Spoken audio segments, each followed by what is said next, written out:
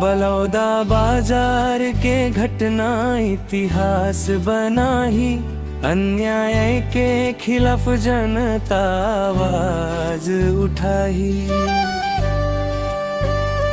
सतनाम के जयकारा गूंजे चारों दिशा, सच के रास्ता मन दुनिया से झुकाही।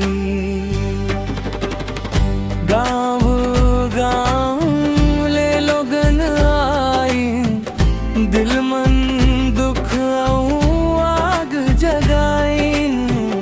जैत खाम के अपमान देख के सब मिलके आवाज उठाइन। बलौदा बाजार के घटना इतिहास बनाही, अन्याय के खिलाफ जनता आवाज उठाही। सतनाम के जयकारा गूंजे चारों दिशा, सच के रास्ता मन दुनिया से झुकाही।